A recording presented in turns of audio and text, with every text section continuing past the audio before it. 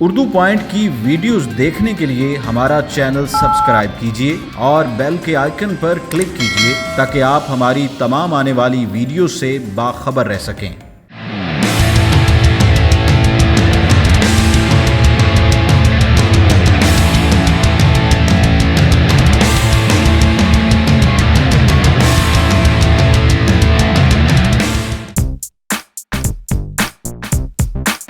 अस्सलाम वालेकुम नाज़रीन, आप देख रहे हैं उर्दू पॉइंट और मैं हूं फ़ारूक शहबाज बड़ाइच।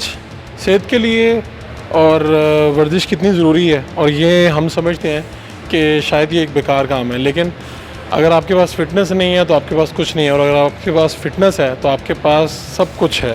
तो हमारे साथ ट्रेनर भी मौजूद है शयान, जो हमें बताएँगे कि मुझे ये बताएँ शयान, सेहतमंद रहना कितना ज़रूरी है। वैसे तो ये बड़ा अजीब सवाल है। जी, सेहतमंद रहना भी बहुत ज़रूरी है। ज़ाहिर है लाइफ को अगर गुजार रहे हैं तो अगर आप सेहत नहीं है आपकी तो आप कोई भी काम नहीं प्रॉपर कर सकते, चाहे आप किसी फैमिली के साथ टाइम देते हैं या आपका जॉब टाइमिंग पे है। अगर आपकी सेहत ठीक नहीं है आप कोई भी काम प्रॉपर ठीक तरह नहीं कर पाएंगे। कितना वर्कआउट करना चाहिए? At least 45 minutes at least. जी बिल्कुल। और ये हर नॉर्मल इंसान को करना चाहिए कि जिसकी मेरी तरह थोड़ा सा हेल्दी है उसे करना चाहिए? नहीं, ये डिपेंड होता है स्टार्टिंग पे। जब आप स्टार्ट करेंगे ऑब्वियसली आप थोड़ा लाइट ड्यूरेशन से करेंगे, क्योंकि आपका फिटनेस लेवल उस टाइम प्रॉपर ना हो, उस लेवल का ना हो कि आप डायरेक्ट 45 मिनट्स पे कर सकें।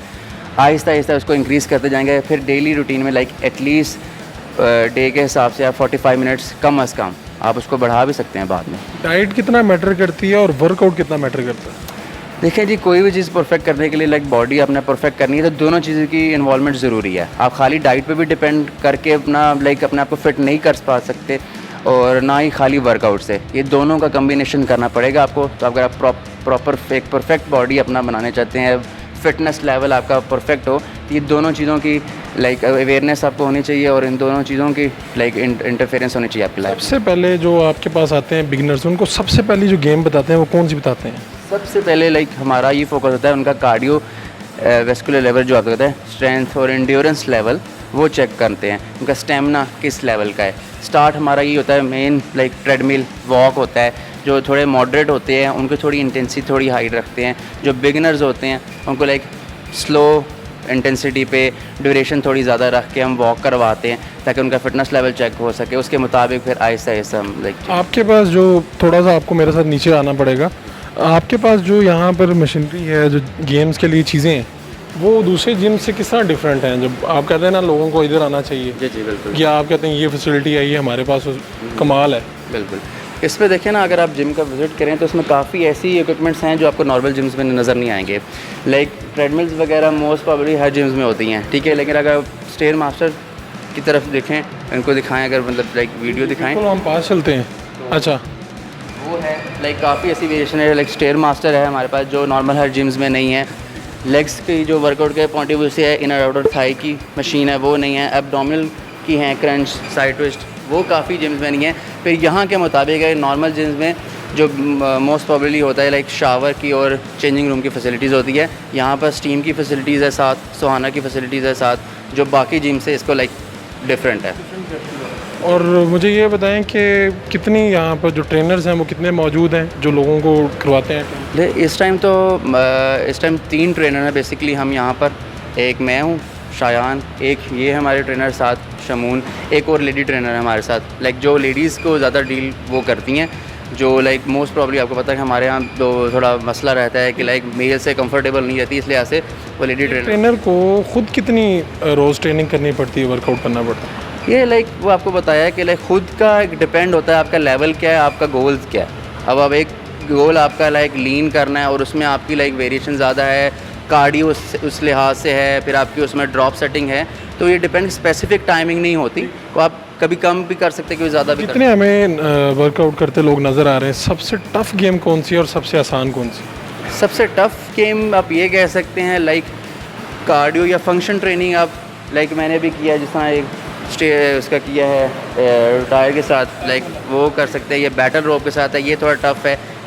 होती किस लिए? किसके लिए? ओवरऑल स्ट्रेंथ इंक्रीज़ करने के लिए, आपका फ़ैट बर्न करने के लिए काफ़ी ओवरऑल स्ट्रेंथ इंक्रीज़ भी करती है, आपका फ़ैट ड्रॉप भी करती है, आपके शोल्डर के स्ट्रेंथ के लिए भी अच्छी है।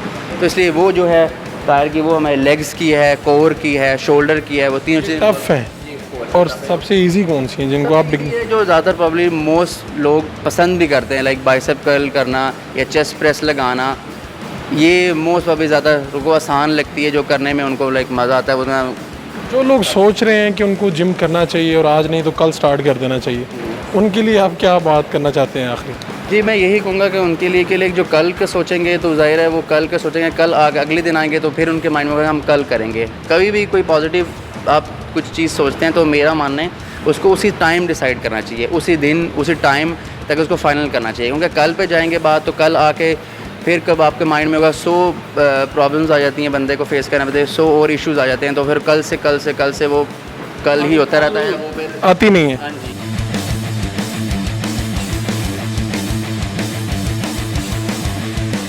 मदिया आप बताइएगा कि ख़ास तौर पे फ़ीमेल जिम ज़्यादा आती हैं बाकायदगी से कि मेल? अस्सलाम वालेकुम। मैं आपको ये बताना चाहूँगी कि टू माय एक्सपेक्टेशंस फ़ीमेल्स का रुझान ज़्यादा है, वो ज़्यादा कंसर्न्ड हैं अब अपनी बॉडी को लेके और अपनी फ़िटनेस को लेके।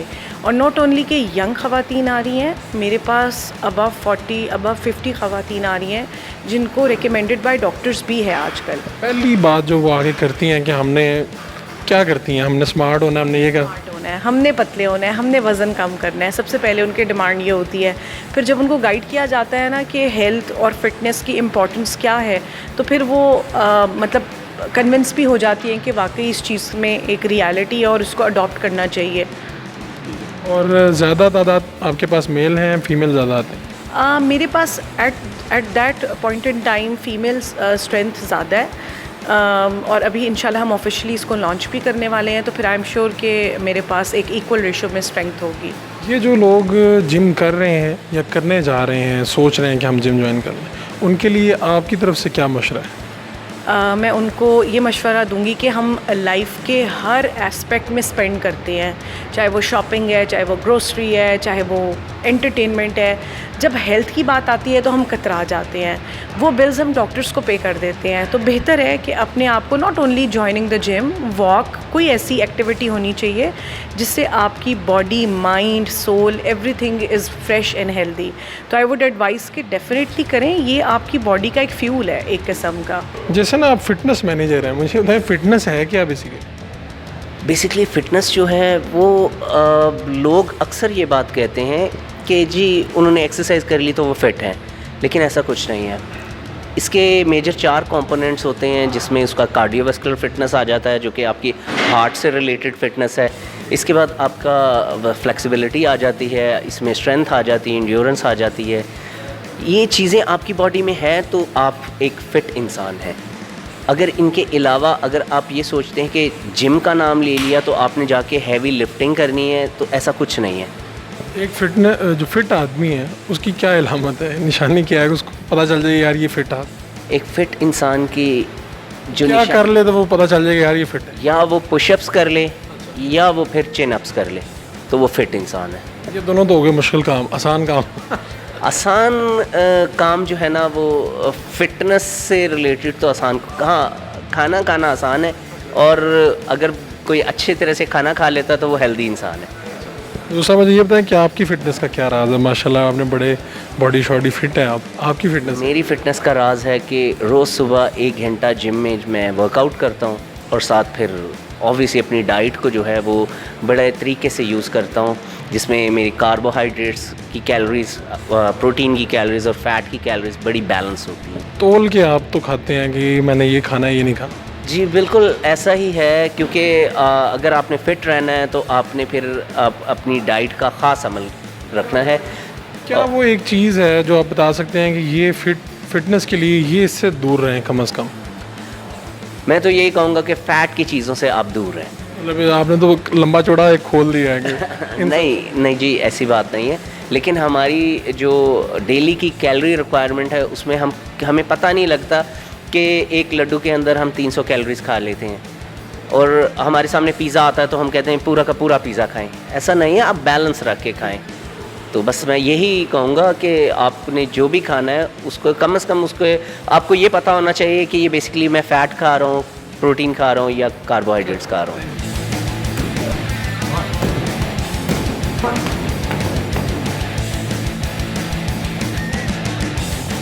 मैंने तो जी शायान की जो आखिरी बात है उसको सुनने के बाद ये फ़ैसला कर लिया है कि मैं कल से जिम ज्वाइन करने लगा हूँ।